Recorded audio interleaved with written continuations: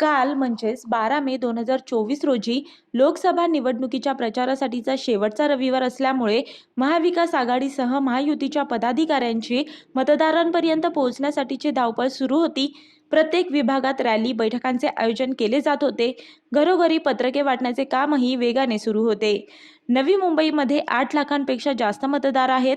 अनेक ठिकाणी पती-पत्नी दोघेही नोकरी व्यवसायानिमित्त घराबाहेर असतात. रविवार वगळता सर्व सदस्य घरामध्ये नसतात. यामुळे निवडणूक काळात रविवारी जास्तीत जास्त घरांपर्यंत पोहोचण्यासाठी सर्वपक्षीय कार्यकर्ते प्रयत्न करतात.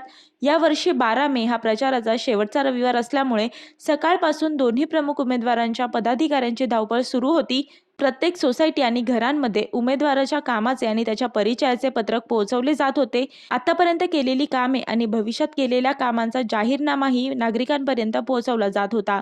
शनिवार संध्याकाळी, रविवार सकाळी आणि संध्याकाळी नवी मुंबईच्या 111 प्रभागांमध्ये ठिकठिकाणी रॅलीचे आयोजन करून जास्तीत जास्त नागरिकांशी संपर्क साधून मतदारांचे आवाहन केले जात होते.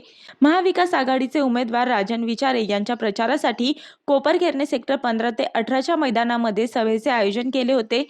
आमदार शशिकांत शिंदे, संग्राम थोपटे यांच्यासह अनेक नेते उपस्थित होते. या परिसरात माथाडी कामगारांची वसाहत असल्यामुळे या सभेचे नियोजन केले होते. तसेच भाजपचे युवा मोर्चाचे माजी जिल्हा अध्यक्ष दत्ता घंगाळे यांच्या वतीने सीवूड्स येथे मिसळ पे चर्चा कार्यक्रमाचे आयोजन केले होते. विजय नहाटा, निलेश म्हात्रे, नामदेव भगत, महेश खरे, विजय माने यांच्यासह महायुतीचे पदाधिकारी उपस्थित होते. या माध्यमातून महायुतीच्या माध्यमातून केलेली कामे व भविष्यात करण्यात येणाऱ्या कामांची माहिती नागरिकांना देण्यात आली. नेरूळ सेक्टर 18 मध्ये महायुतीच्या पदाधिकाऱ्यांनी चौक सभेचे आयोजन केले होते. सीवूड्समध्ये केरळ आणि दक्षिणेतील राज्यांमधील नागरिकांची बैठक आयोजित केली होती.